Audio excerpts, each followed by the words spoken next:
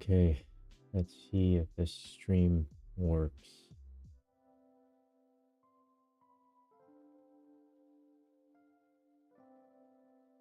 Hey, Koshik. Man, I don't know what's going on. Like, the first stream already crashed. It crashed on open. I don't even think it streamed 1 second. What's worse is, just full transparency, this is not the same account as the other one. The other one that I was showing was a Tradeify account. This here is my Lucid account. And the reason why I'm not showing the Tradeify account is because my account is on hold because of payment processing. I didn't realize my payment expired, so I had to input a new payment method, and then apparently it's like an automatic payment system, so they'll try again later tonight. So I won't have access to that account until tomorrow. That account's sitting at about 51,700-ish, I think. If I remember correctly. Maybe 500, 700, something like that. This here is the Lucid account. Believe it or not, most of the profit was just made today. Or just now on open while trying to fix the stream. I had shorted that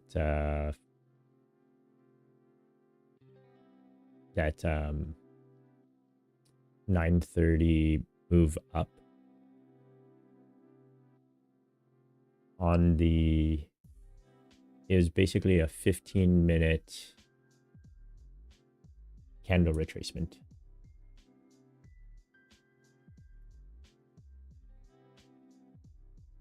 So I just hit market order on that and just kind of wrote it down. I wanted to write it down a little bit further, but my stream issues, so I wanted to write it down like in the 7430s on ES, but I wasn't able to hold through it because I was kind of freaking out while trying to set up my stream since it was since it had already crashed.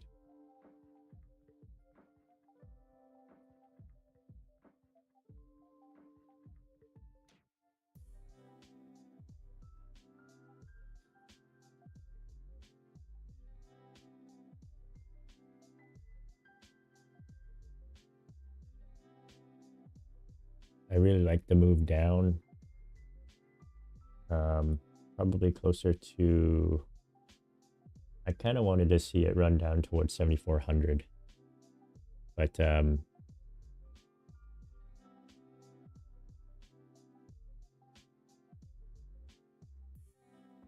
not sure what will likely play out here.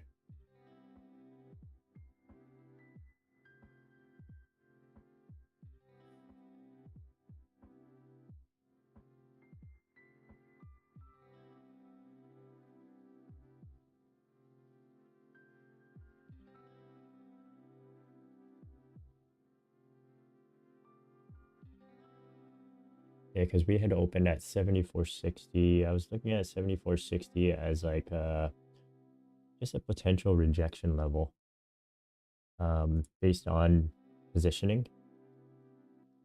But right now, I don't want to lean too heavily on positioning. And I saw like a 5-minute top wick candle that I really like at around 920. And the 915 candle on the 15-minute looked really nice, so I had to give it a shot.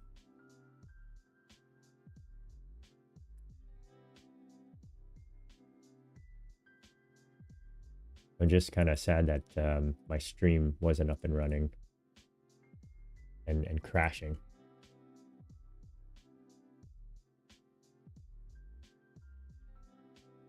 But yeah, it was about I think about 20, maybe 22 points, 22, 23 points on that play.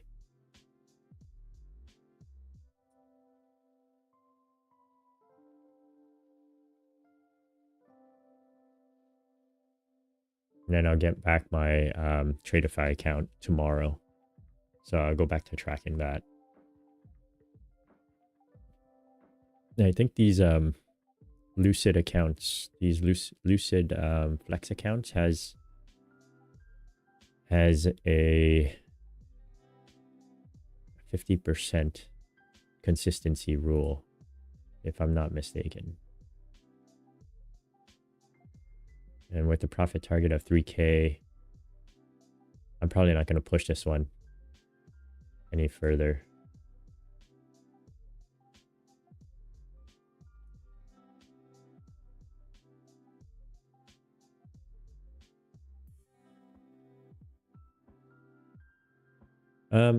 Strictly, so I know I mentioned not to lean on the dealer short there at 74.60.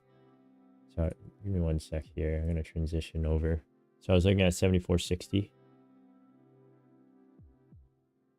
and we opened, I think, at around 74.40-ish.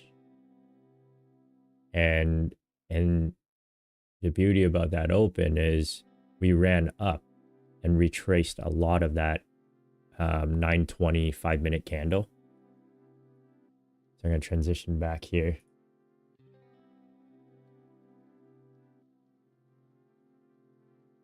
So yeah, this 5-minute candle, I think we opened down here and then we rode back up, and I was like, hey, this is pretty low risk and I might get wicked out, which is very possible, but I'm going to give it a shot because of that 74.60 SPX level.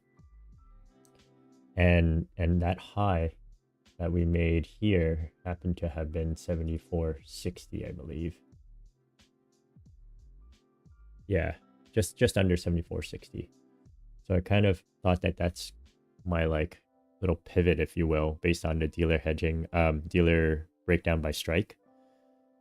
And the 15-minute candle also closed top wick, and I've been looking for a short. And once this closed and we wicked into the majority of that wick, I figured, hey, this is my opportunity to get a low risk short. Risking maybe, I don't know, let's say 5 points, 5-6 points. Because I think I got in at around here, 66.50. And stop would be 72.25. So yeah, and then I just kind of wrote it down. I wanted to see a pullback because we didn't really, like, we opened massive gap up. So I kind of wanted to see us move into that gap a little. That was a story I was telling myself anyways, but it's just the 5-minute and the 15-minute candle that did a high volume top wick. And the comboed with the 74.60 SPX level that I was tracking on the breakdown by strike. This is the level here.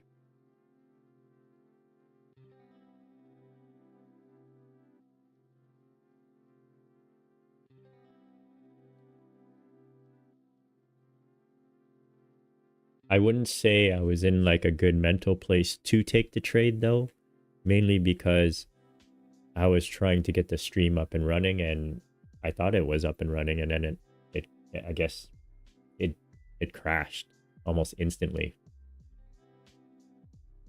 So I was a little bit panicked, and likely the reason why I didn't hold for a little bit lower, but I think that take profit ended up being a decent one anyways, so I can't argue with that.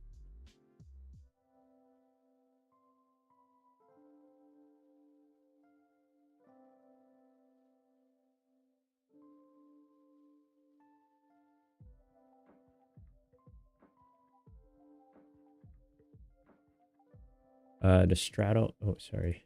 Give me one sec here. Oh, yeah, the straddle's 45 points.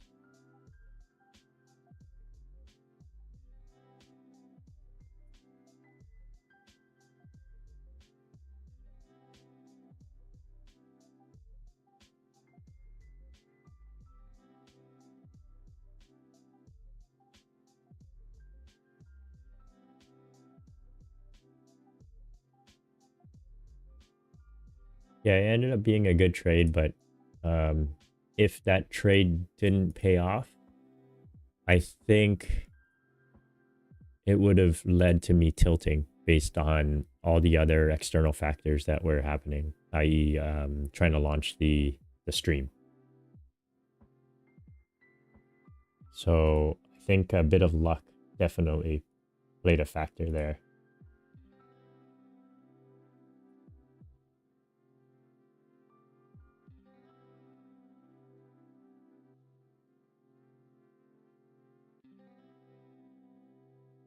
Yeah, straddle's 45. I haven't set up my straddle yet. Apologies. I was trying to disable a few things that I thought that might crash my stream. And I think one of the potential issues was I've noticed that I've been getting more crashes ever since I put in that audio bar, the audio wave bar, to show me speaking. So I disabled that. And I had to like delete it from the various different scenes. Tried a few different setting changes, so hopefully that ends up working out.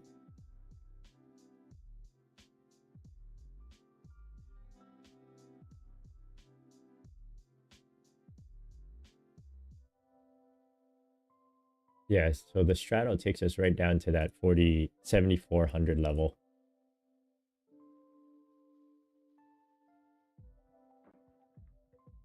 Seventy-four, 88.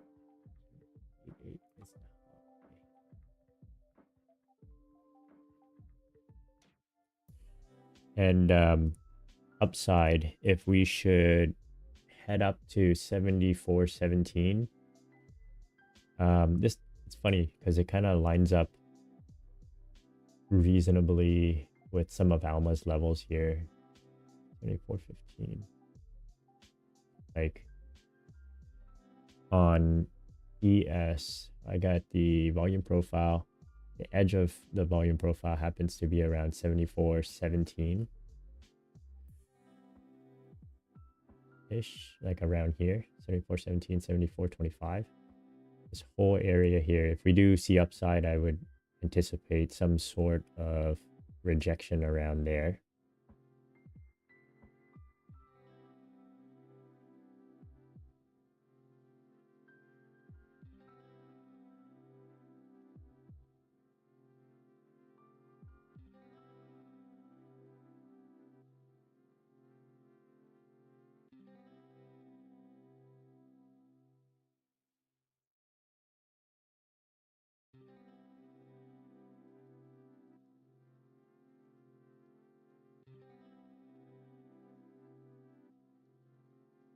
I think Alma's perspective on the week is Tuesday will test both sides. Wednesday is estimated to be the most vulnerable window for bears. So meaning a potential relative upside imbalance could occur if the spot is positioned correctly for an upside move. She likes a buy to dip at around 72 50, 7270. So under 7300, I think she's going to buy the dip, judging from her weekly report.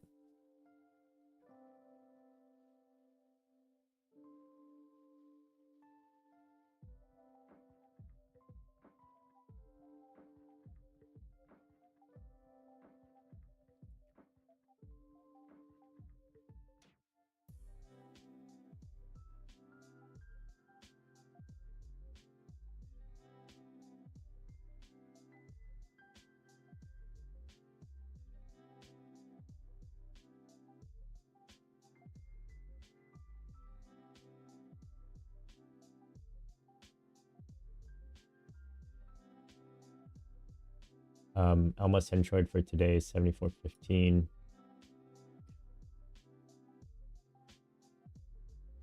Which I think acts as an important line in the sand today.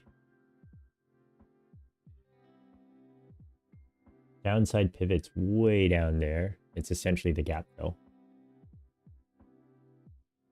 Oh no, sorry, it's way below the gap fill. Come to think of it, 73.40.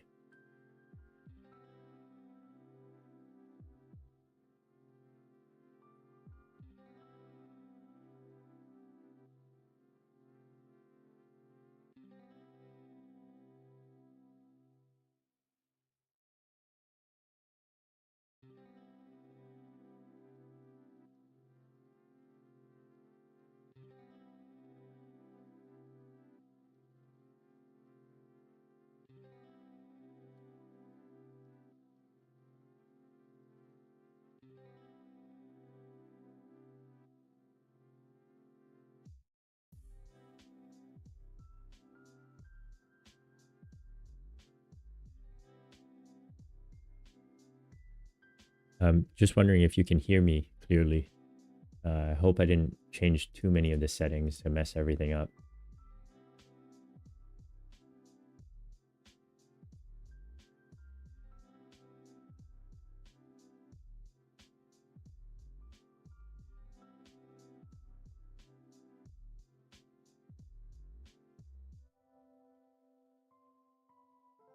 Okay, that's great.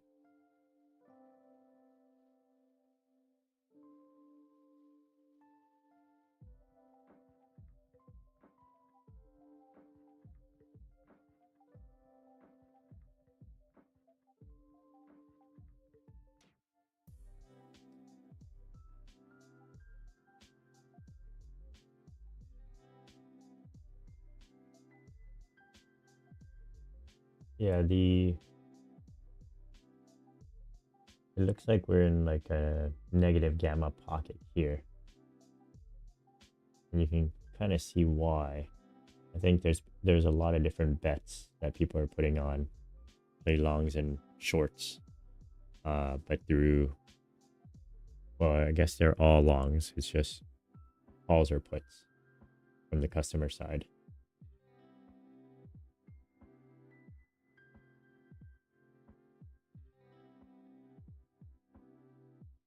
Yeah, like 74.60 are long calls. So they're betting on upside. Yeah, there's a little bit of both going on. Long puts down at 74.25. 7,500 has long calls. So big bets happening into both sides.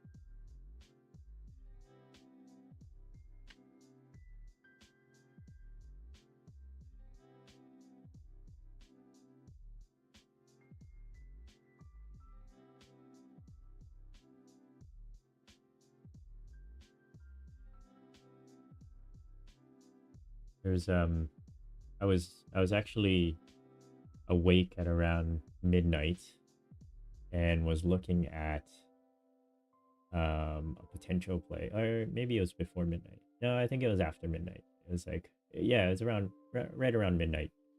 I just happened to be awake and I checked my phone, which I probably shouldn't have for sleep reasons.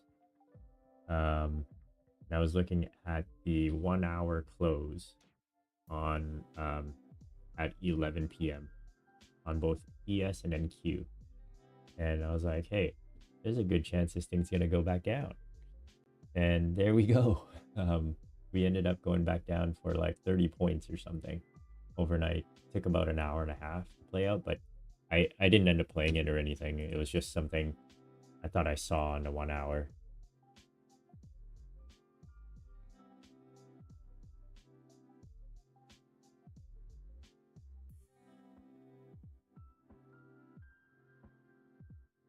And then that basically set up that low between 9:30 p.m. and 1:45 a.m. New York time. Ended up setting like an SMT to the upside. So like, I guess because of the high volatility, high VIX reading, it actually had decent it actually had decent movement overnight. Hard to trade reversals while we are in middle of range. Yeah, I agree. Like even there, it was like almost 20 points to the downside, and then about 12 points upside. So like we were like pretty much in the center of the range, but if you wanted to short, I think it was like pretty reasonable risk. There's a little bit of SMT there, and it ended up playing out, but it wasn't like my favorite look and play to play continuation. But like it still meets the downside thesis that it kind of had for today towards the gap fill. I don't know that we actually gap fill. I think 7,400 is going to be that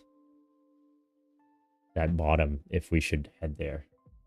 And you can kind of see why based on dealer positioning, but I'm trying to tell myself not to rely heavily on dealer positioning today because of the high volatility. When there's high volatility, dealer positioning is not the only flow in the game, right? Like let's say majority of the time dealer positioning is like 70% of the flows. Here, when VIX is high, and even on Friday, like dealer positioning didn't mean anything. Like maybe from a macro perspective. So for instance, if I showed you Fridays, you can kind of see how the price action gravitates towards the blue zones. So I guess in theory, we should have expected a move to about 74.20 at least, with the low being like 74.75, 73.75. Like that's where dealer positioning starts coming into play, based on how heavy the positioning is here. Like the other flows just couldn't blast through it. That's where it becomes, I guess, advantageous. But everywhere else to me wasn't very, didn't have great dealer positioning plays on Friday. And if I remember correctly, you shorted pretty high on that day, or we're thinking about it. I'm not 100% certain.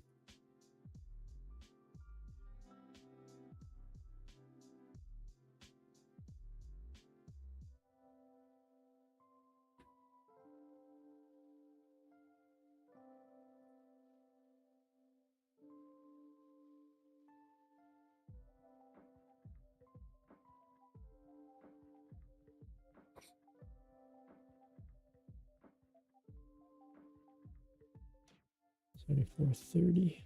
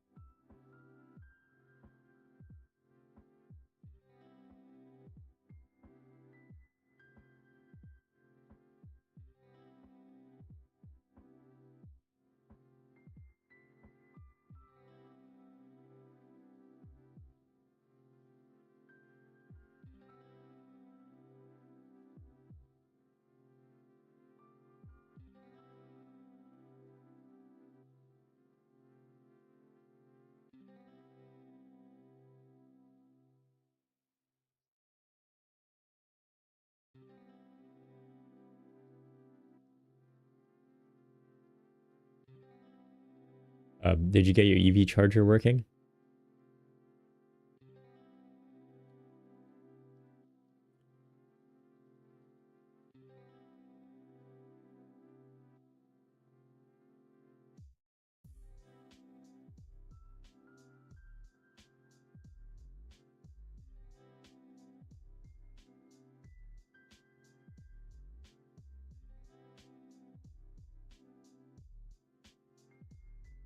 Nice. That's awesome.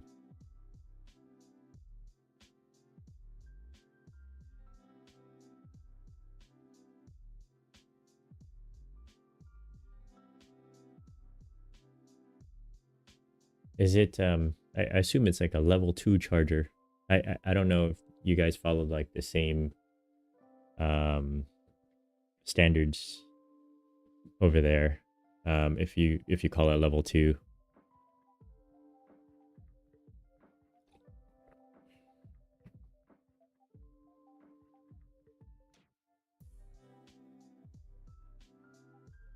And I think level 1 is like just regular plug in to the wall into like a regular outlet.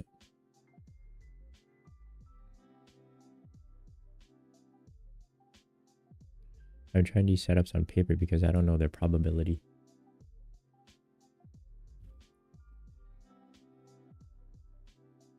Oh, you drew a local. Oh, I see. Hey, that's a good. I see what you did there. 74,360. Now, I noticed you only drew it in for the day.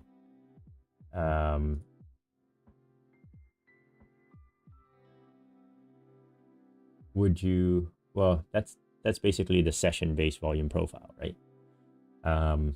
Which is fine. Never mind. I was just thinking I would have included that little bit on the left side too. Like what time was that? Like up until like 1 o'clock or something.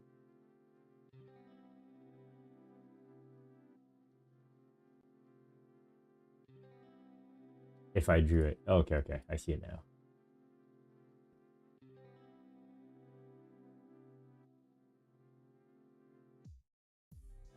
This is trading view. Oh yeah, it is trading view. Okay.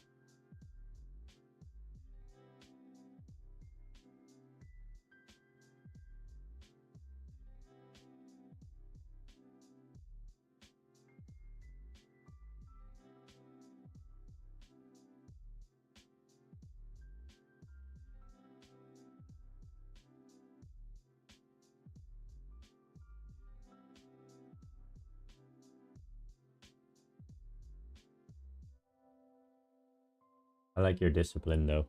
The fact that you don't know the probability of the trade. See, you're very systematic, which is great.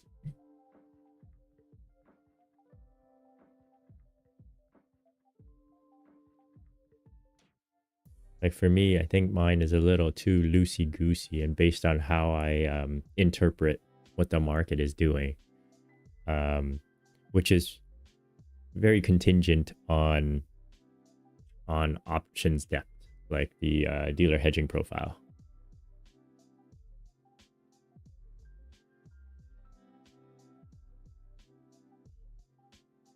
Like I can't trade without the dealer hedging profile. I've grown very reliant on it.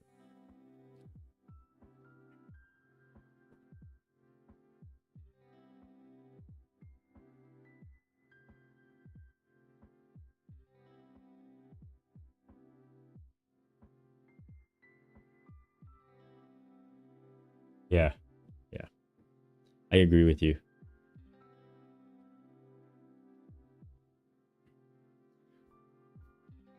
Yeah, I think for me, I want to say that I have a few entry models that I really like. And they do look a little bit different at times. So like maybe it might be a sweep of like technically you can't, like I can't from a statistical perspective, a overnight high sweep is not the same as a previous day high sweep, right? But I treat them as liquidity regardless. So yeah, I think I do rely on my interpretation of the market a bit too much.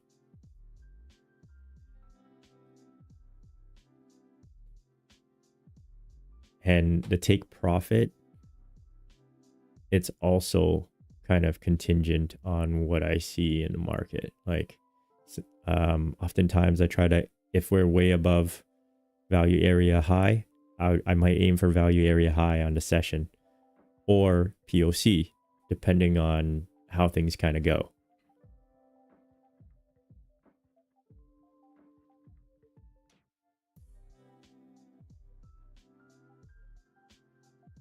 But it makes for a very inconsistent stat because I do that.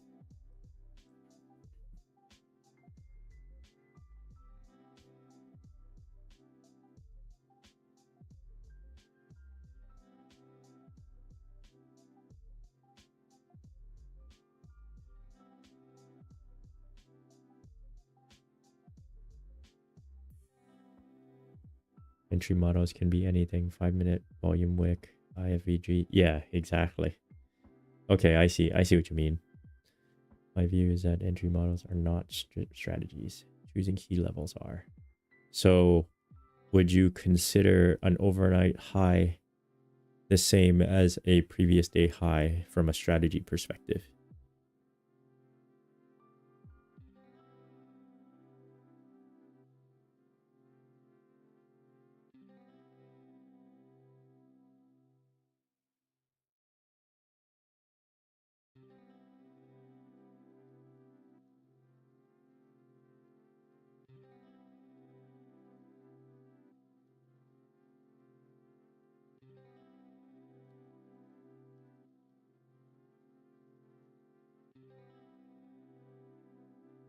Longs are looking pretty good here.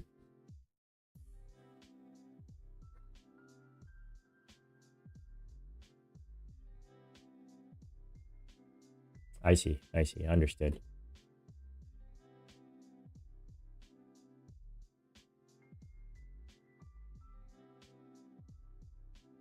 Yeah. So I'm in agreement there. Like a previous day, like I kind of treat previous day high and overnight high as like a liquidity level. To me, they're liquidity levels. They're not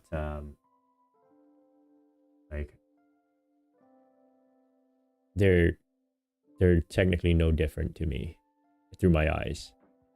The weekly levels, the weekly high, weekly low, I think holds a little bit more significance. So we could see like a decent bounce off those for reversion play. So I do think from that perspective, it is different. But from a strategy perspective, I don't like, to me, they're just a liquidity sweep strategy. But yeah, you're right. And some people would actually consider entry models as different strategies because of, I guess they would basically say, yeah, based on how you enter and take profit and stop loss from an entry model. I guess the easiest way to put it is, if you're writing a completely new algo for it, in theory, it's a different strategy. If you're coding it, I think that's what one of my coding buddies, he basically classifies these as different strategies. Different entry models are different strategies to him. But to me, entry models are just entry models based off of like my overall strategy, which is technically liquidity sweeps. Then there's a break and retest trade. Different levels compared. Different level compared to value area high and previous day high. Break and retest. I like it. I like the VWAP pop-up. I still like, I think things worked out off of VWAP very nicely with the negative gamma cluster here. But I really want to see a move towards 73.95, 7400 around here. But yeah, the break and retest makes a lot of sense. I know NQ didn't quite do it yet. It's VWAP. It happens to also be sitting by the break and retest.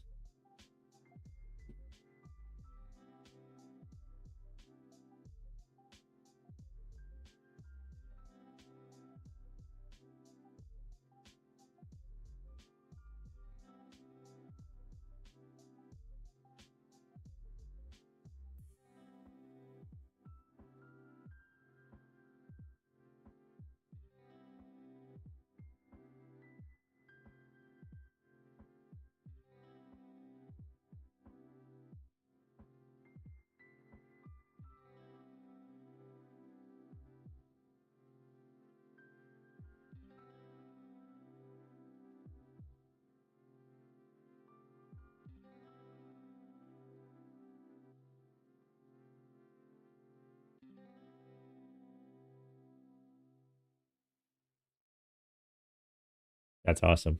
That's great. Yeah, I'm not very mechanical either. I think my personality has always been suited discretion trading, but discretion trading is so like it's a slippery slope, because some people want to be discretion traders right off the bat, and I think that was my issue initially. When I first started, I thought I was a discretionary trader, but I didn't know left from right when it came to trading. So when it came to intraday trading, so it was definitely a challenge. Which is why I kind of learned the mechanical part of trading and then understood the risks a bit better. And then once I got a little bit more comfortable, you're right, it ends up becoming like this mix. So I think, yeah, I think I kind of see things through your lens too.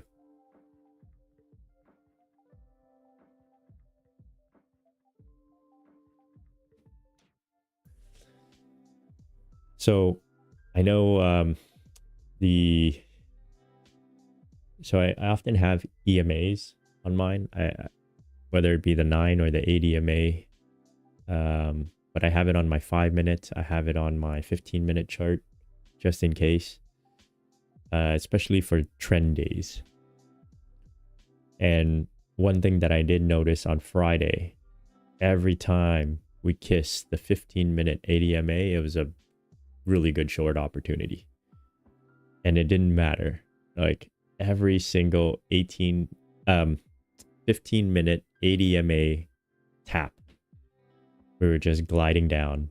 It was your opportunity to just short the market.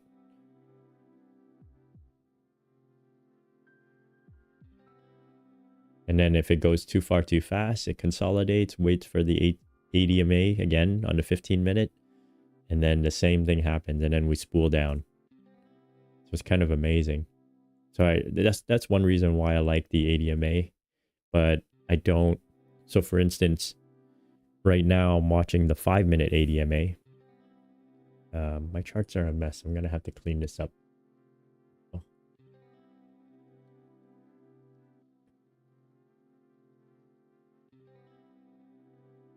But I was just watching. So the VWAP tap up looked good. Now that then we kind of like rejected off the 15-minute or the 5-minute 8 EMA here. And I was like, okay, like technically that's like I would normally treat that as like my first take profit just in case if we want to continue down. And I would also kind of think about adjusting my stop loss once we hit this, if I do want to hold and I'm only holding one position.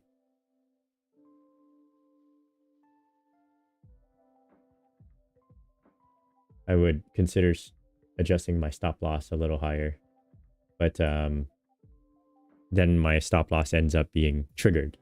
Like today, it would have definitely triggered. Say I was like, I like this trade setup. I waited for the 5 minute to close, 5 minute close like this. I would have entered at 74.35, considered taking profit around here, 74.45, so about 10 points, or move stop loss to break even once we hit here, and it would have, like, I don't know, like, every time I take this trade, I would do something different. So I guess that's this discretionary part. This is what makes my strategy less of a mechanical trade strategy.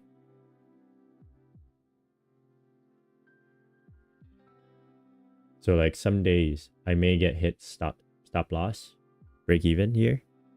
And then other days I would take profit at 10 points because I feel like I'm going counter trend.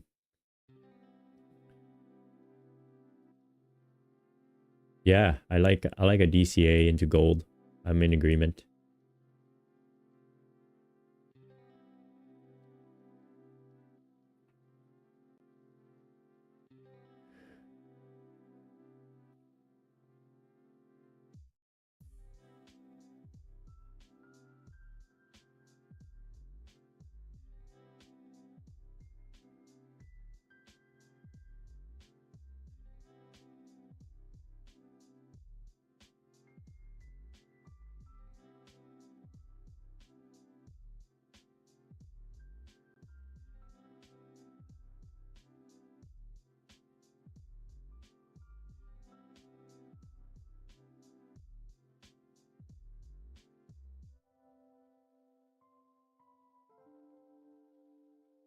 Yeah, right now we're kind of stuck in this negative gamma cluster.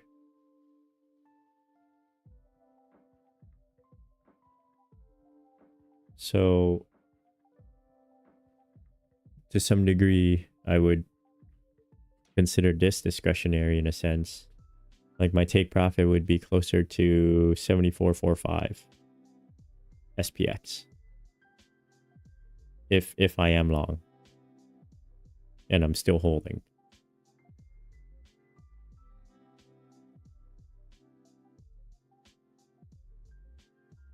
But I'll also be wary of downside risks, which we might finally, let me see what the low end here is, 74.20. So we could run towards these levels here, but this is me heavily weighting dealer positioning.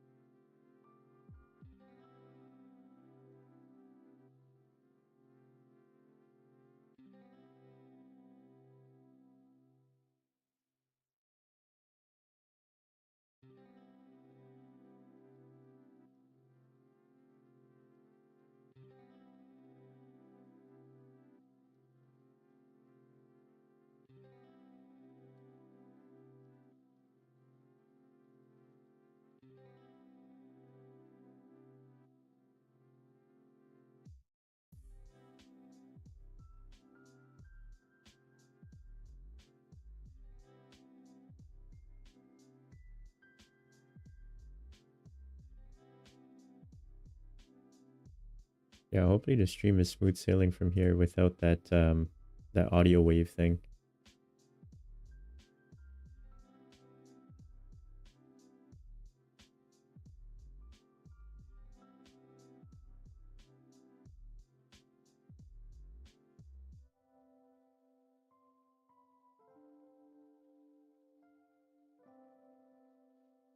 kind of a tight range so far.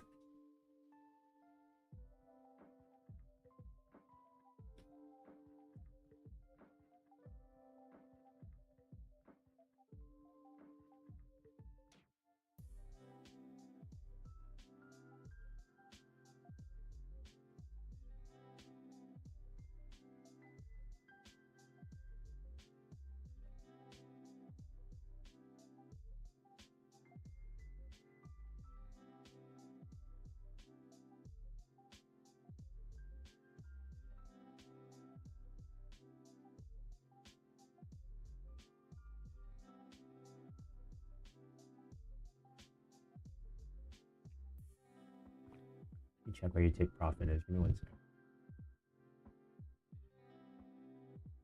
second. 74.60. 74.60. What are we at? 10-point difference. 74.60 would be 74.50. 74.50 seems reasonable. I'd take off at 74.45, but that's me taking the conservative target based off of dealer positioning, which I did mention not to heavily weight today.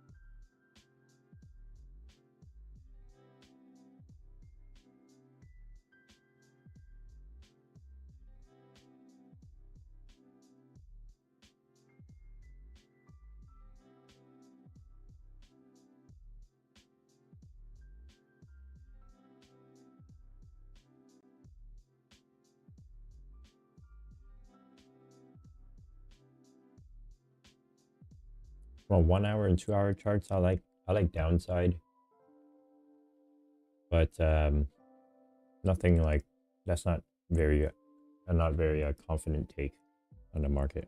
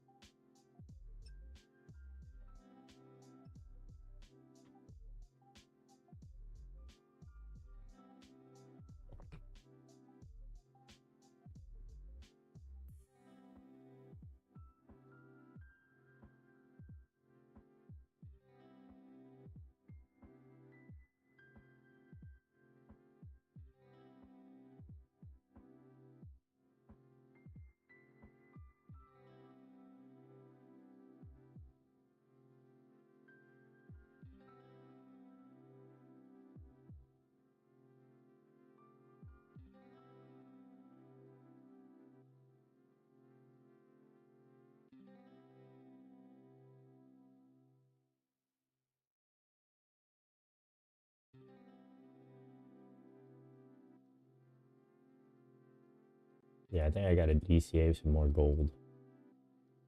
For BTC, I kind of wanted to see like well under 60. Like I wanted to see like 50K, 40 to 50K.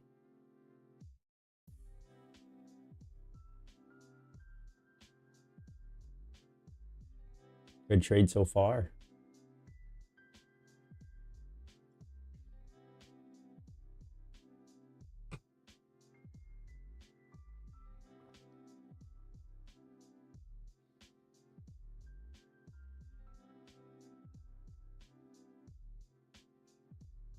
I think I can see why you entered too. Break and retest, but also I think you got your 1 minute bull volume, right? Off of the 10 o'clock and 10:01 candles. Am I correct?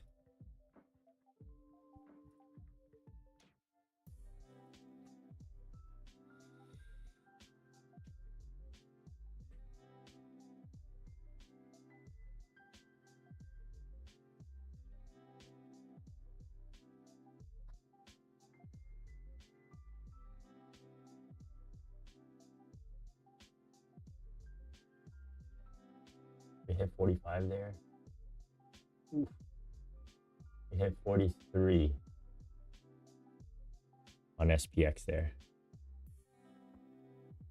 So 45 would have been like the high end, but we hit 43. So we'll see if we can, if that was just like an initial rejection there.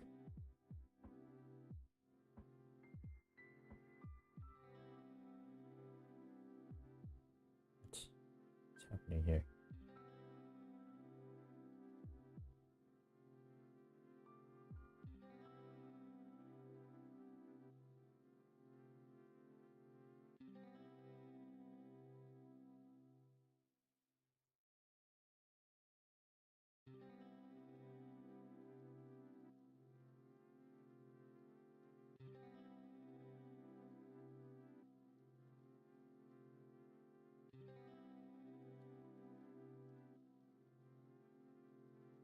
Yeah, levels may be different, but for me, volume is always confirmation. That's great. Yeah. So you entered there at around 74.40. So let's say you entered around 10.01. Was that around 10.01? Something like that. 10.01 or slightly. Yeah, you got like a few potential 1 minute candles for entry there. Now, so sometimes I do this, which is for better or for worse. But if your trade thesis is holding, so after your 10 o'clock and 10.01 candle, you enter. And you entered at 74.40 on your, let's say you had two demo account or two eval accounts going, one that you treat kind of paperish, but it still has like that psychological impact on you.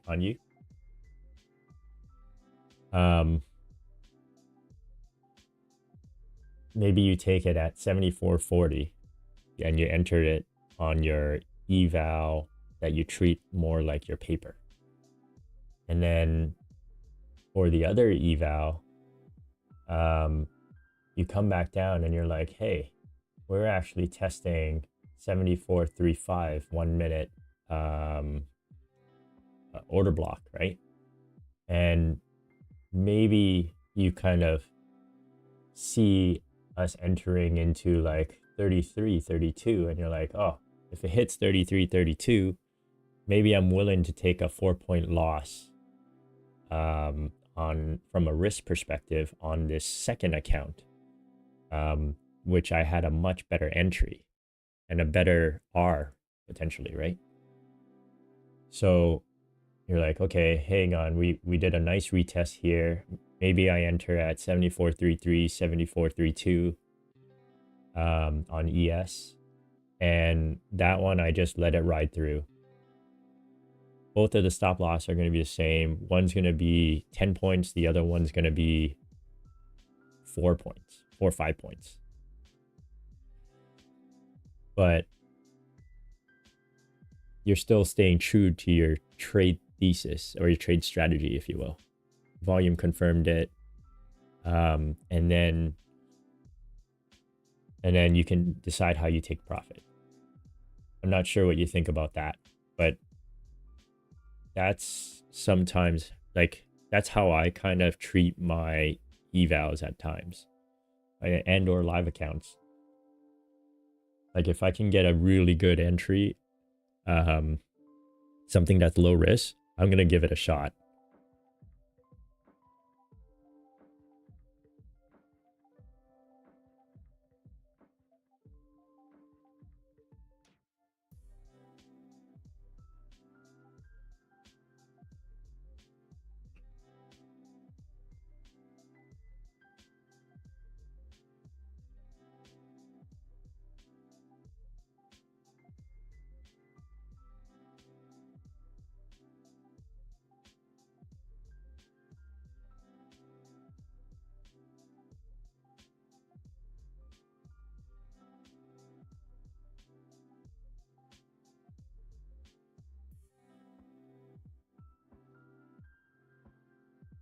Oh, yes, yes. I forgot about that. Yeah, you're right.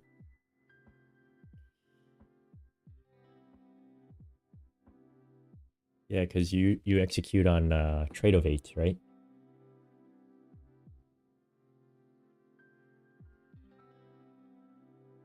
Um, you might be able to do it if you use trading view and trade of 8. So you still have two. Yeah, you still have two. Yeah, I think you mentioned you had two screens.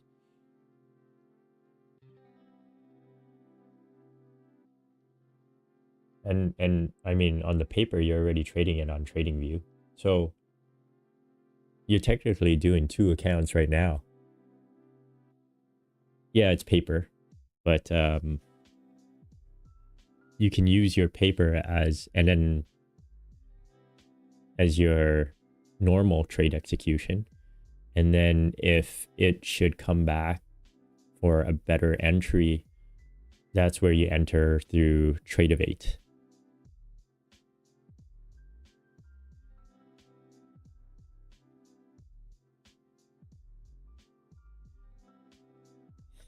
Like I guess I'm saying paper or a second eval account. It really doesn't matter. The paper account will suffice as your normal entry.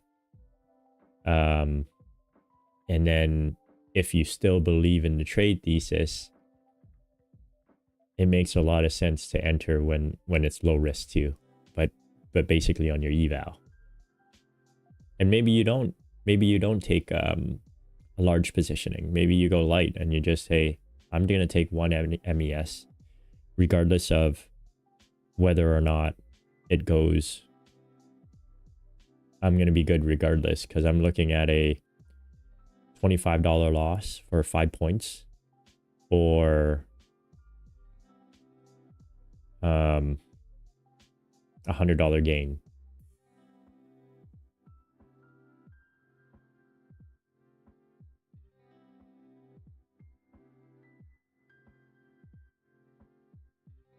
But not all trades will give you that second opportunity to enter, right? So it's more like it's obviously a bit of luck that's involved there too, but it allows you to kind of game the system to your benefit to some degree.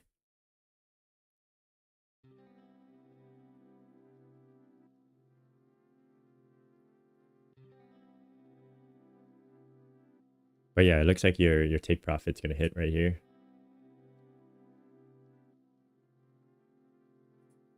Good hold.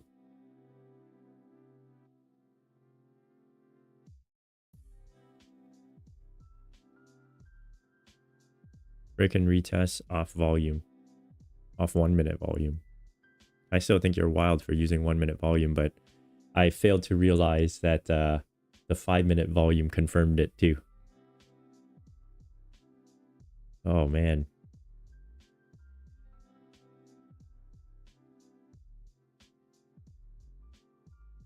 Yeah, the 5 minute volume. Oh man. Now I'm kicking myself. The 5 minute volume did confirm it, and it confirmed it on both ES and NQ. So this candle here.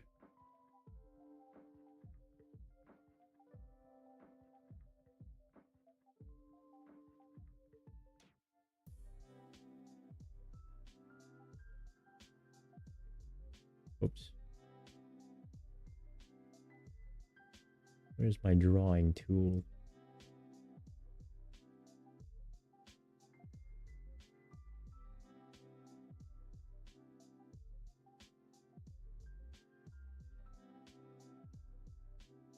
No magnets.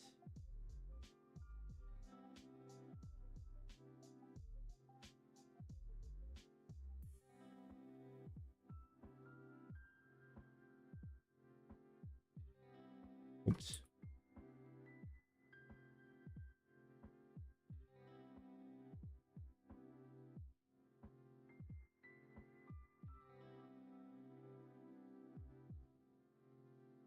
Yeah, you can see what I'm looking at as a in hindsight kind of move.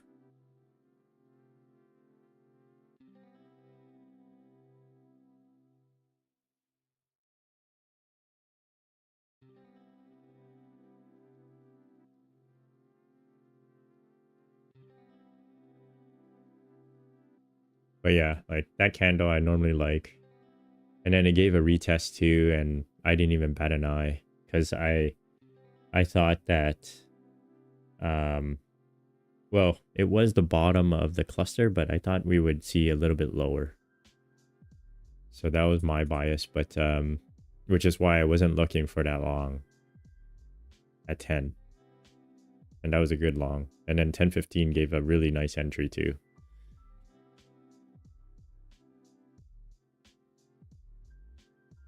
Main reason why I just love the 5-minute. Like the 5-minute volume just confirmed it too, right? Your 1-minute confirmed much earlier than the 5-minute, I believe.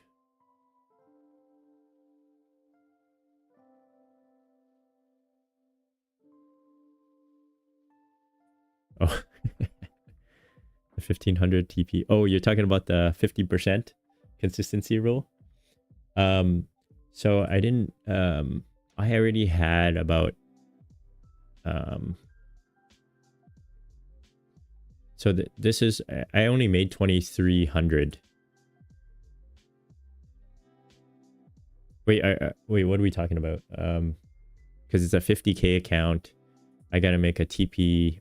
I got to make a profit of 3K and it's 50%. So yeah, 1,500. That was the 1,914 is not from today. 1,159 was from today. But, and I guess the difference there would be about 700, 800. Yeah. So the 7, yeah. So I should be good. Yeah. As long as I don't mess around with this too much today. Trying to squeeze in another $340. I'm probably not going to trade this account anymore for today.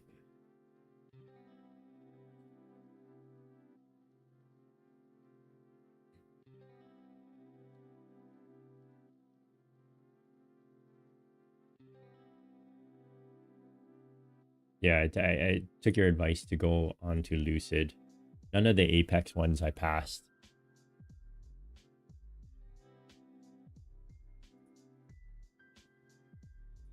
And the Tradeify one is a recurring one.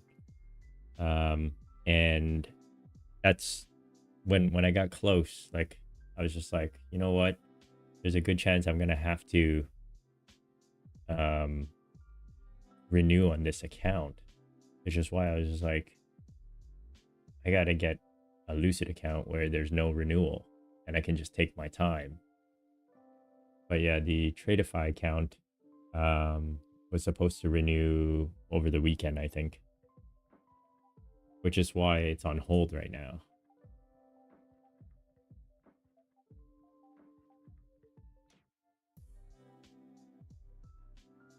Oh well. It would have been good to trade. Actually, had I traded the Tradeify account, I would have been really close to passing it.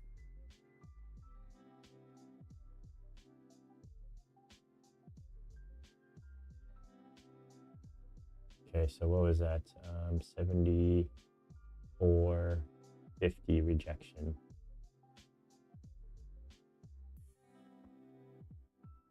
Did you hit your take profit there? I think you did. Yeah. 74.62.5. 24. Oh, you missed it by 2 ticks.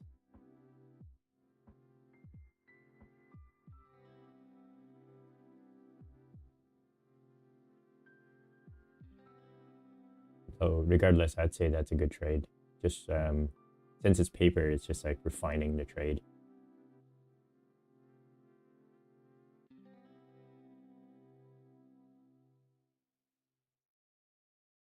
One time I had entered a trade 5 minis instead of a micros. Next thing I know, it's 4K profit on a 50K. I had to lose money profit deliberately. Oh my goodness. I honestly, I've done something very similar to that. I feel like everyone has. It's like a rite of passage. And losing money intentionally is so hard.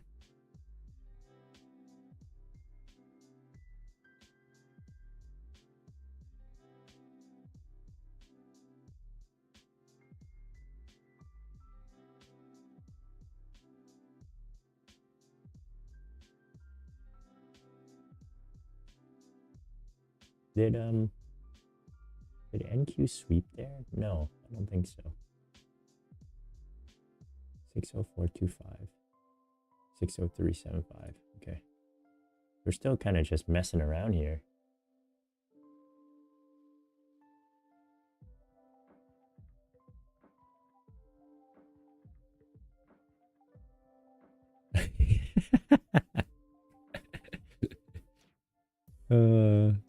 Amazing. It's funny how that works. When you want to lose money, you can't.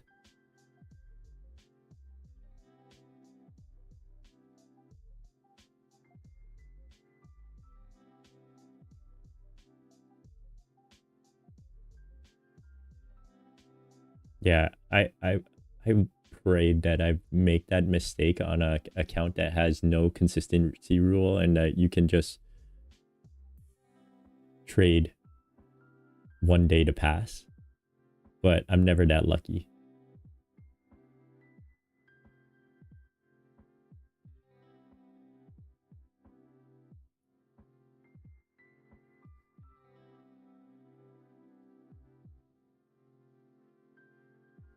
Yeah, you're gonna get it. Good hold.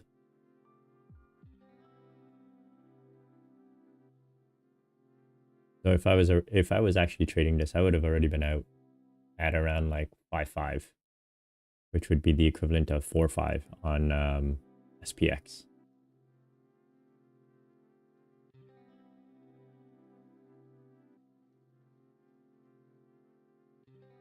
Oh, is that a lucid flex thing? Let me double check here. There's just so many darn rules. Oh yeah, you're right.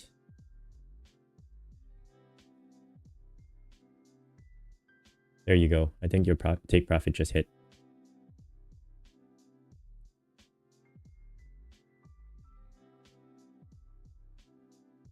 $5 days to pay out. Minimum profit of 150. Yeah, Lucid Flex looks good. I thought about a Lucid Pro and I was like, I'd be too tempted to blow it.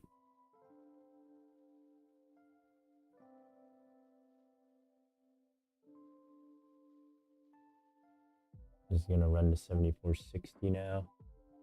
I always keep my TP 2 to 3 ticks below the swing points. So I got my exit early. Okay, very good. Nice. Good trade.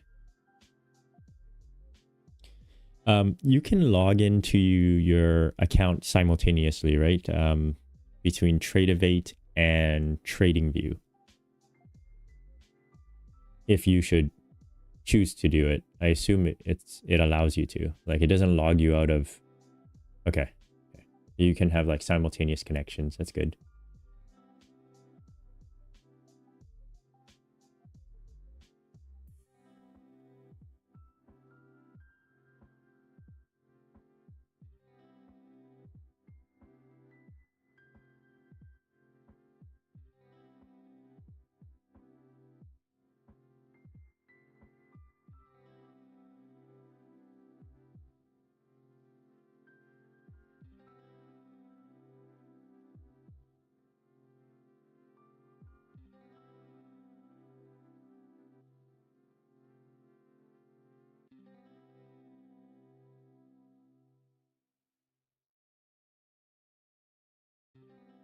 Give me a second. I'm just gonna be right back.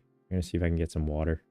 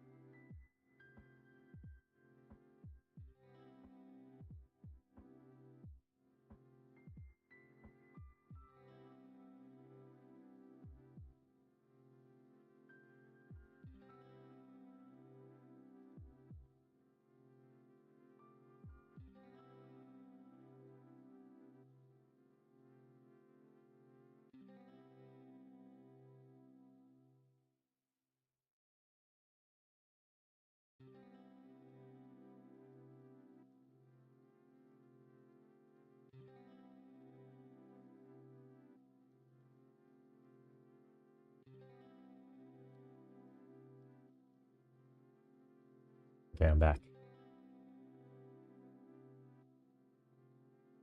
I have no idea where this is going.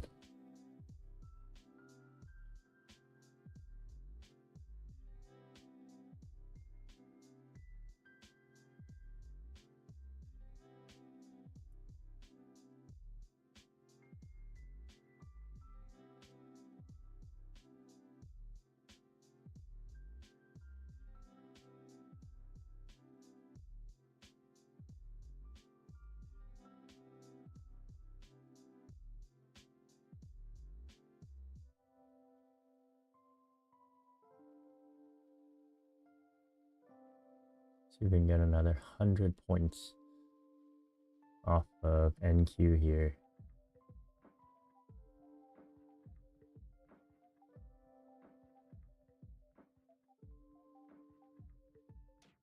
Looking around this low volume node, low value node, where I guess it would be a retest of some sort of breaker here.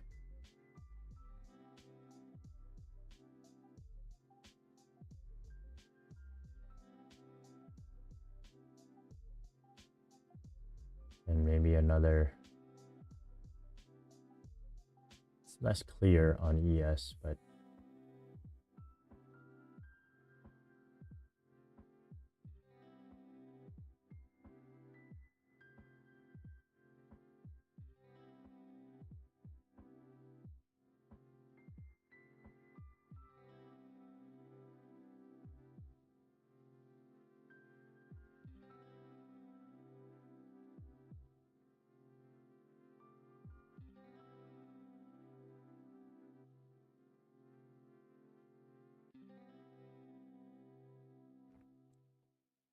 so one of the, before we were kind of in like this spot up, vol up dynamic over like the past month or so. After yesterday's move, or sorry, not yesterday, after Friday's move, that's basically corrected itself. So like from a market perspective, it has healed, quote unquote, and you should have a spot up, vol down dynamic, which is the typical VIX to SPX correlation that you would have.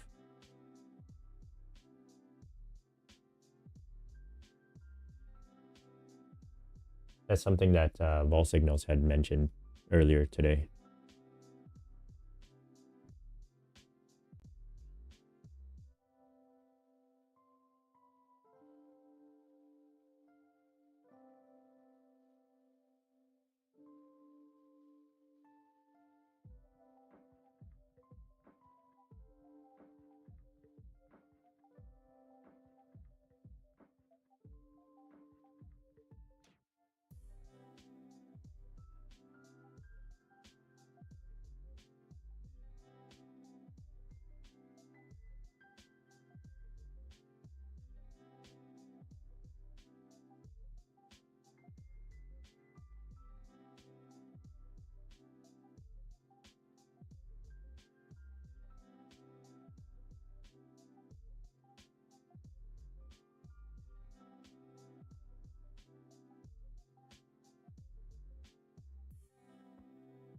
And VIX is just crushing right now.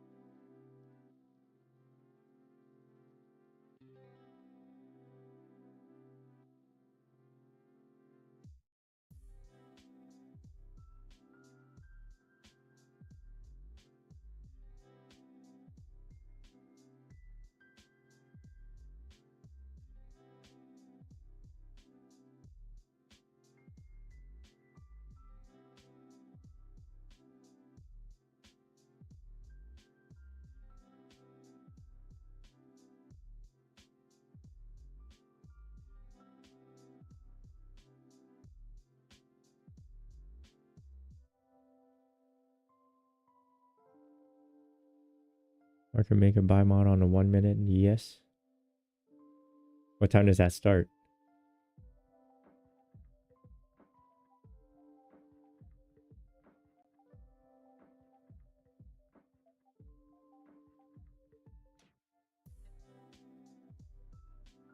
Like with the low of 10:01 or 10 o'clock?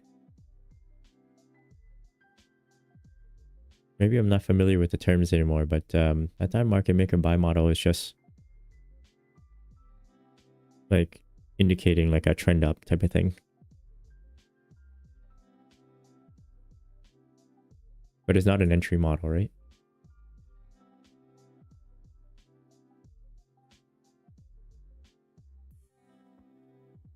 Oh, I see. And a run up to the liquidity level there. Yeah, that's fair. I think running I think it's going to run through that liquidity level. Not entry model, more like structure. Yeah, fair enough. Okay. Okay. Yeah, that makes sense.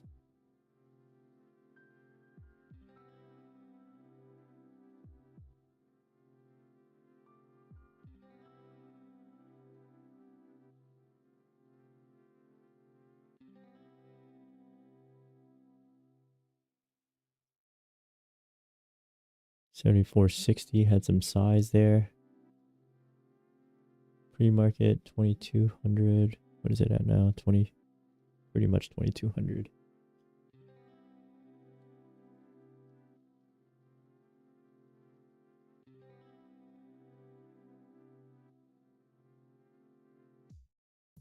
Yeah, okay. Yeah, that makes sense.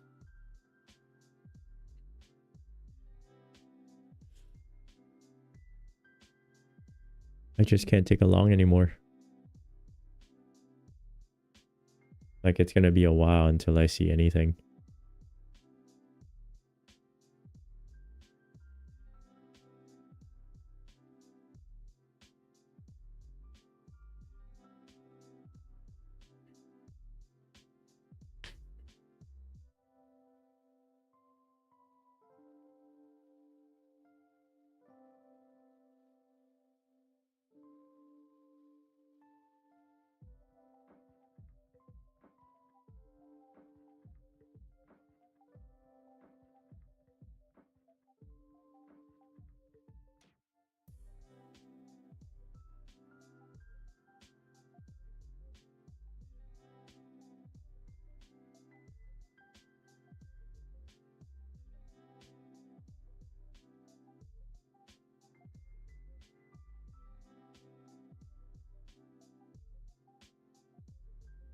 $74.60.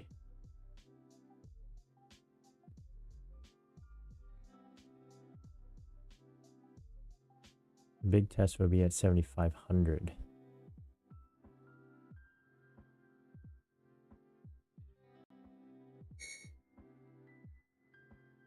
$74.95 to 7,500.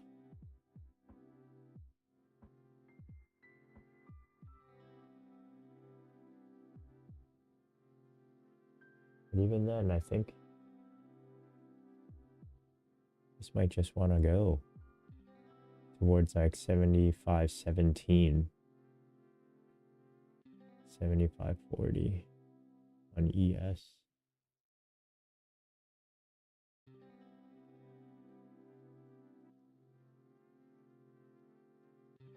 It's at 11 o'clock.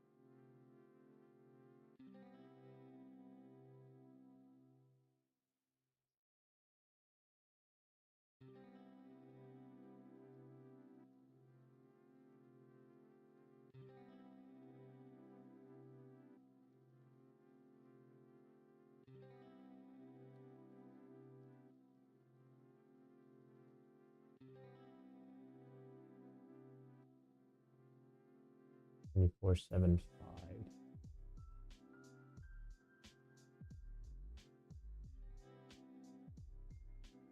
74.75. Potential rejection up there. Yeah, I don't think I can. I won't be getting into any longs here. Your long was kind of perfect.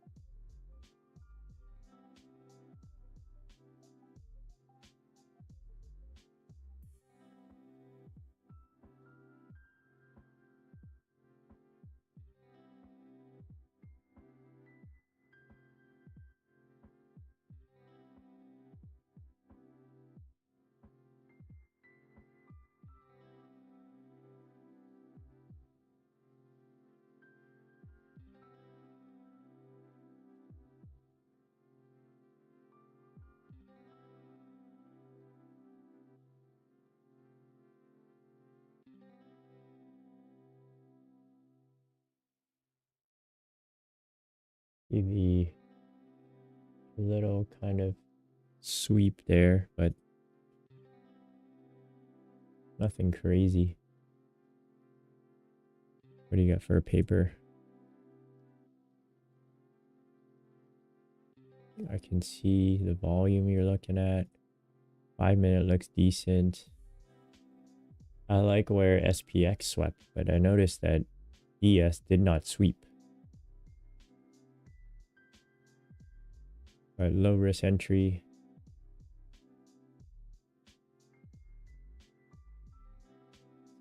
$66.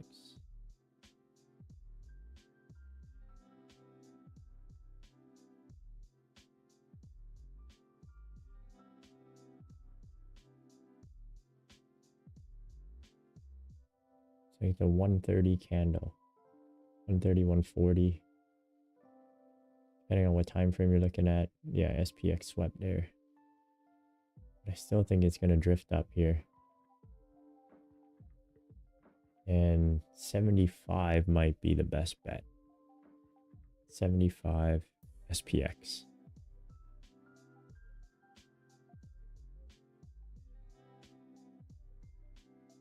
It's not great though, you know. 75 SPX would take us to about 85. 85.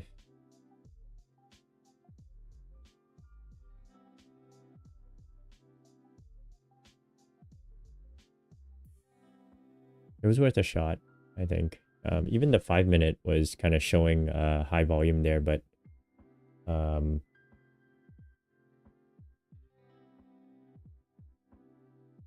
it's one of those things where if your R is good, this trade was fine to take, right?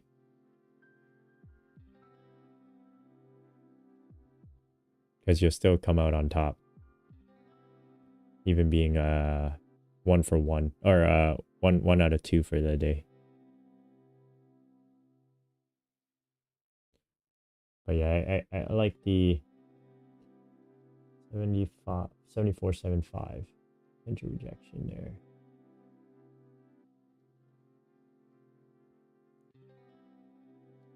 $74.75 would be $74.85.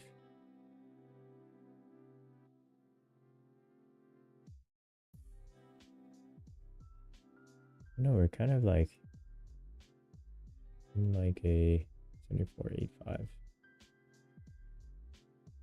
We're approaching like a low volume node here within the 80 to 7,500 range.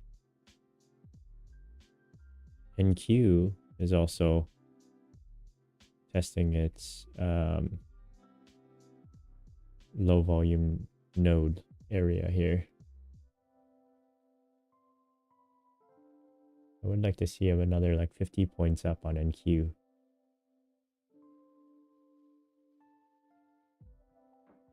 Just looking up here. This edge of node 745.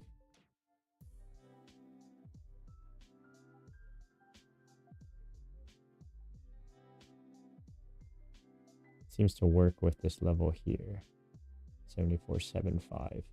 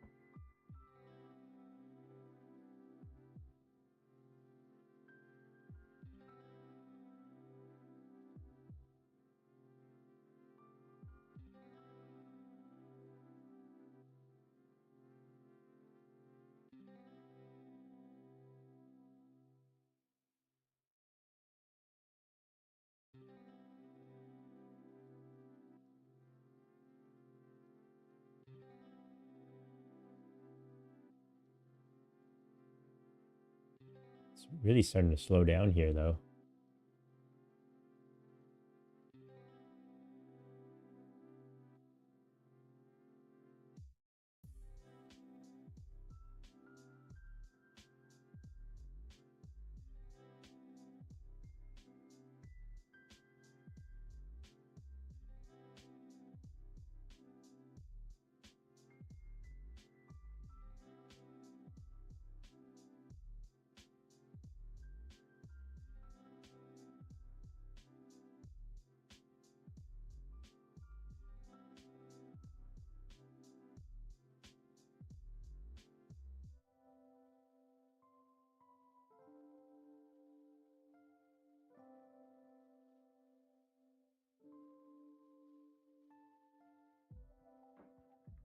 $74.75. Yeah, my eye's on $74.75 on SPX. So about 10 points higher from here. If we'll see a rejection. 74.75, 74.80.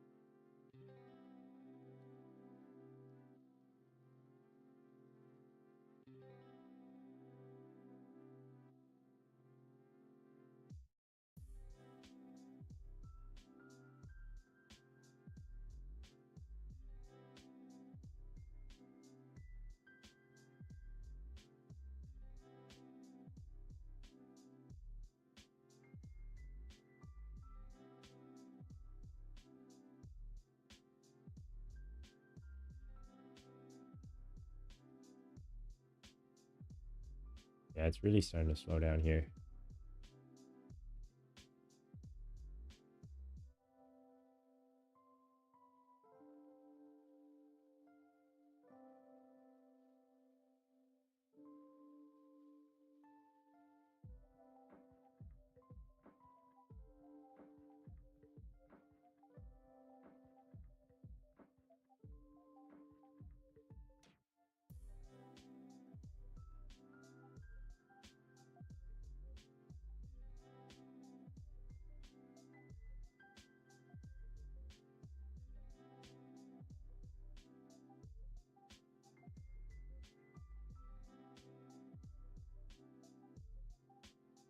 $15-minute might close doji here, but it's gonna be low volume.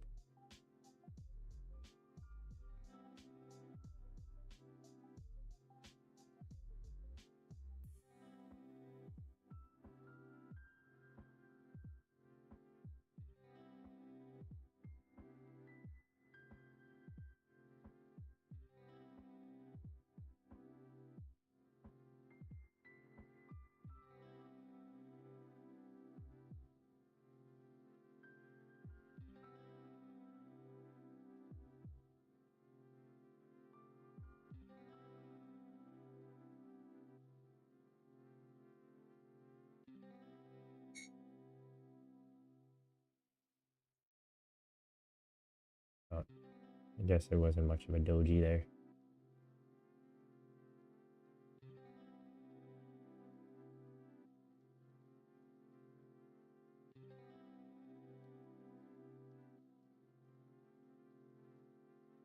Yep, I am not seeing much here. Maybe 10 points higher. Maybe a previous gap fill area.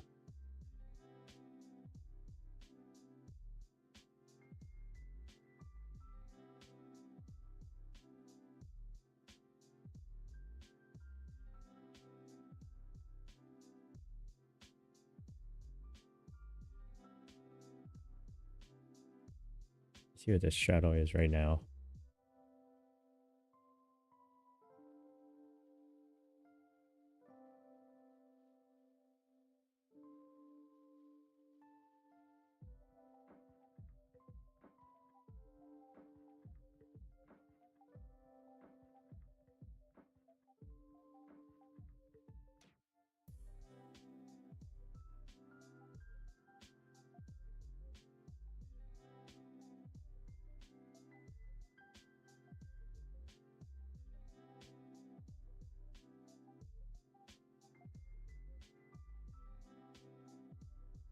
Shadow's at 28 points right now.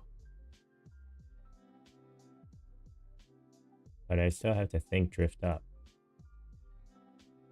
Like once we made our way past 7460, in theory, this whole 7460 through to 7500 is fair game.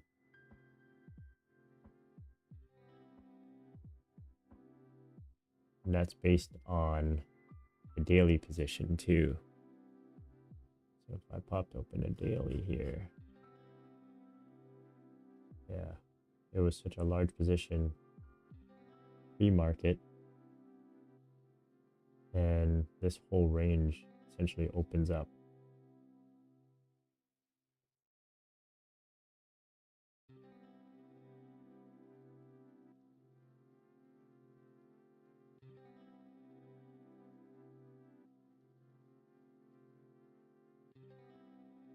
And 7480 is sticky,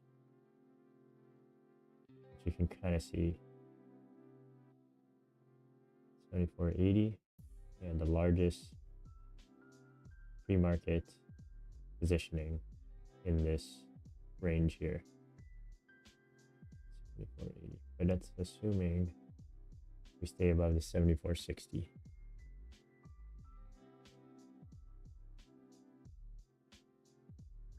Ooh, a little bit of SMT there.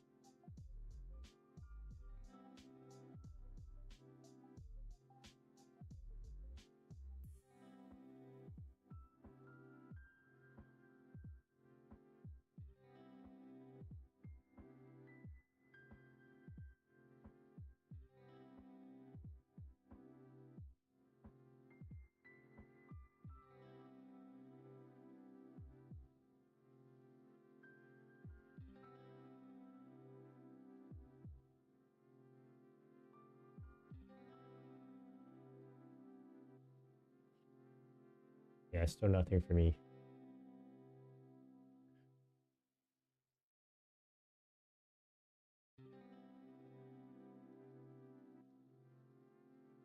Yeah, if we hold up here, in theory, we should continue up.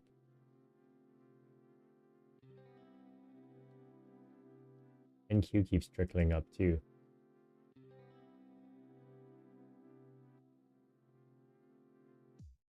Let's see how long this SMT holds.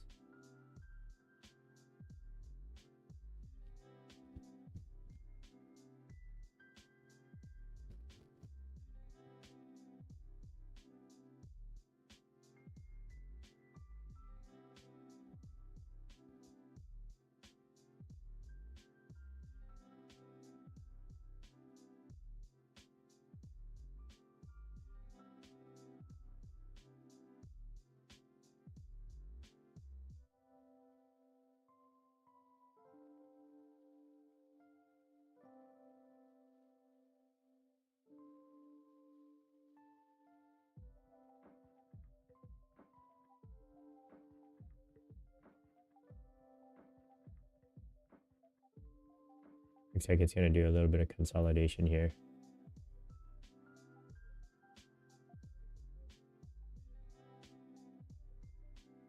YM isn't doing much at all after pumping up. It's just stayed within like 100-point range for the most part. Maybe, yeah, about 100-point range on YM.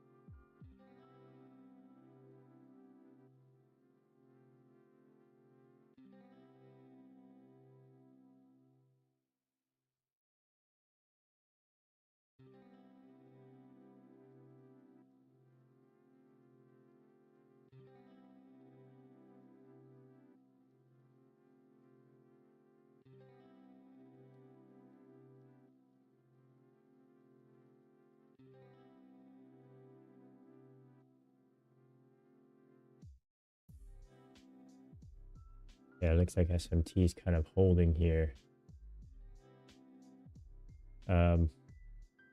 Your initial short was actually pretty good. I know you got stopped to the tick, but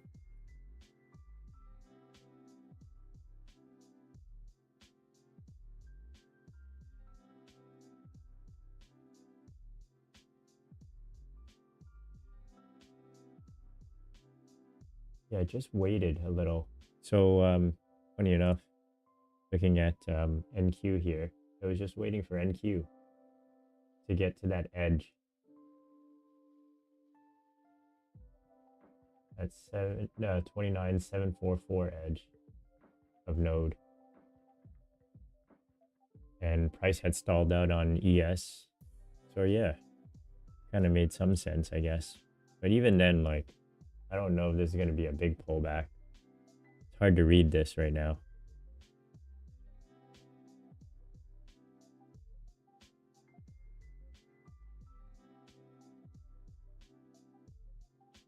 Yeah, the edge of node is rejecting pretty good.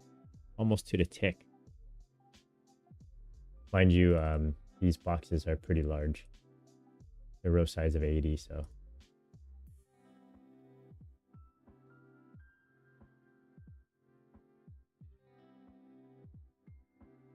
But look, it's still trying to hold up. Amazing.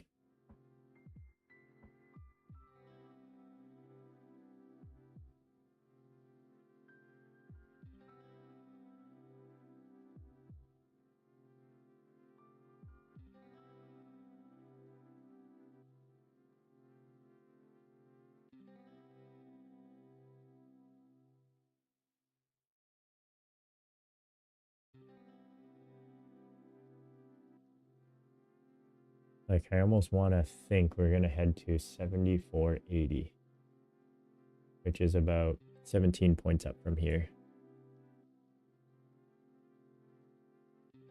But I don't know if we do that without pulling back. The only problem is if we pull back here, I'd be worried that we're out of the 74.60 pivot line that I would be monitoring.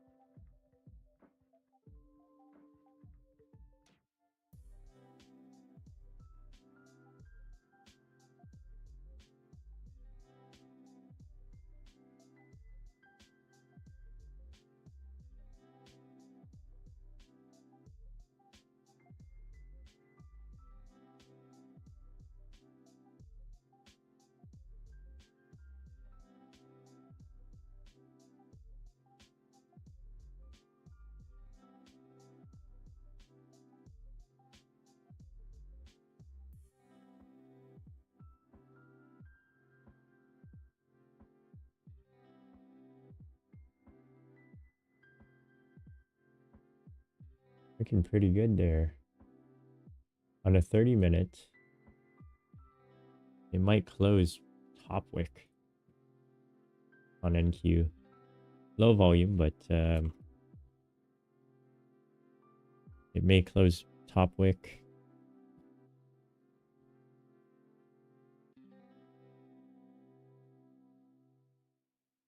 I'm probably not going to risk anything though.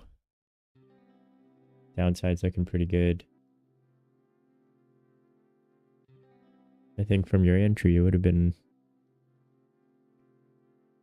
74.70. Yeah, almost 10 points.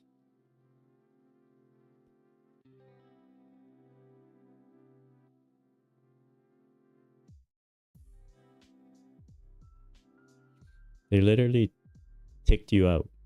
I think it's one tick. Brutal.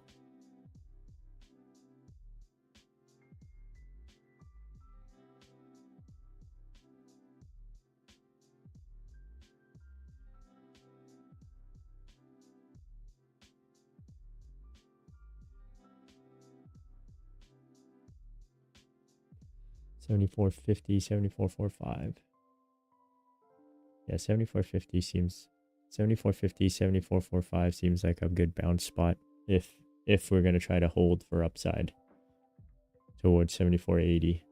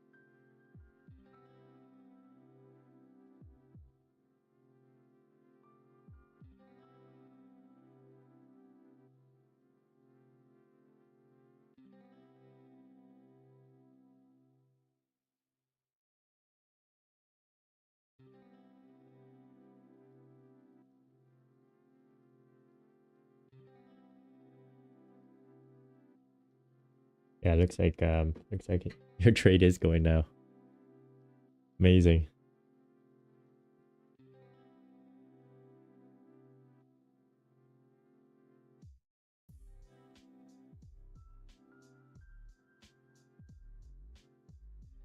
All right, so that's 74.45. How far are we likely to pull back? That was a good SMT on the 15-minute too.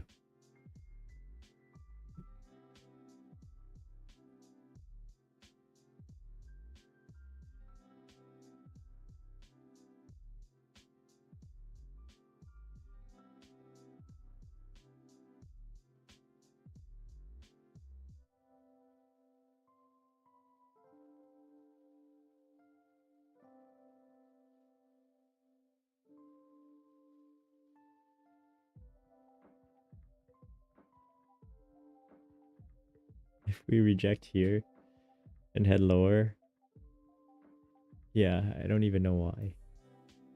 I don't see.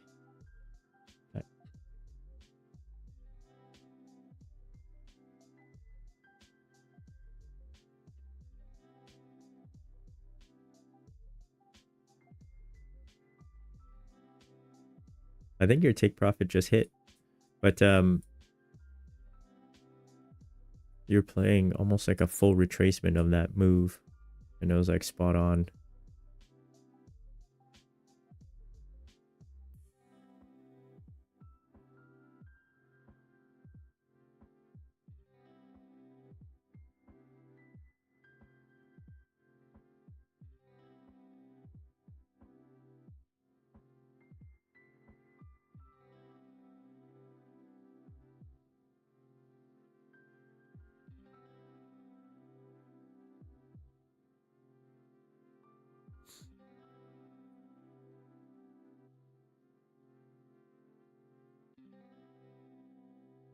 I do like that NQ edge though.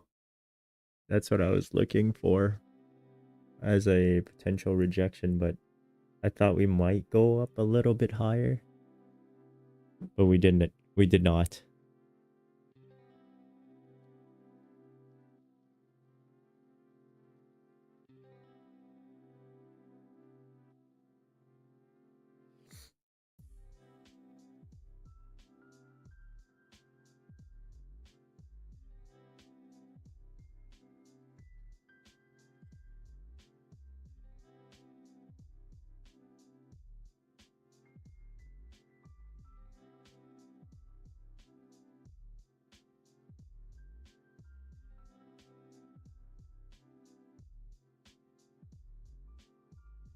Wow.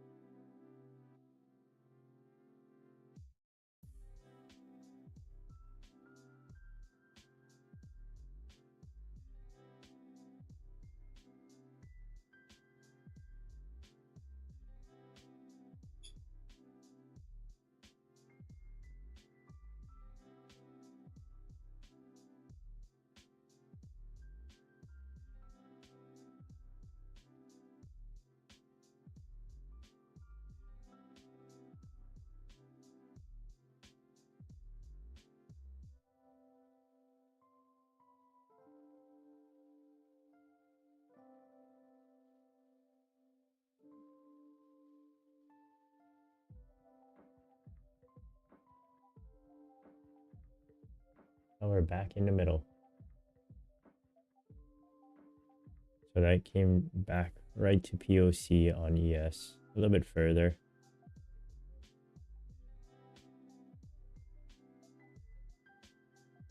I don't think I'm very comfortable playing anything here. Especially because the dealer profile hasn't been that great.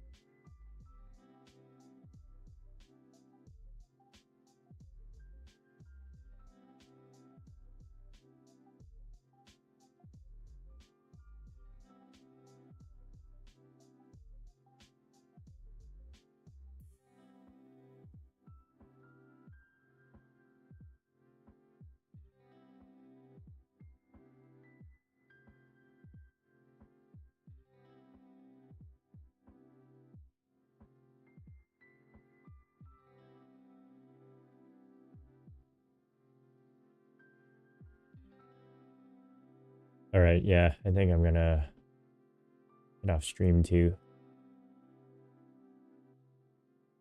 Yeah, we'll see you tomorrow. And it looks like things are operating more smoothly, so I don't have to constantly be checking. All right, take it easy, Koshik. Have a good night.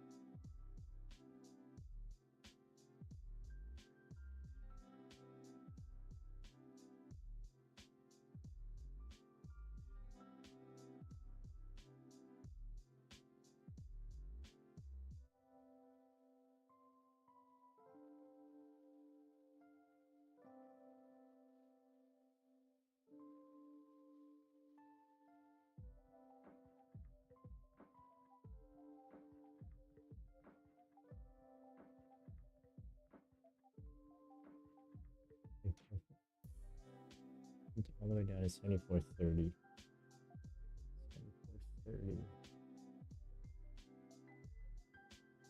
Nothing clean.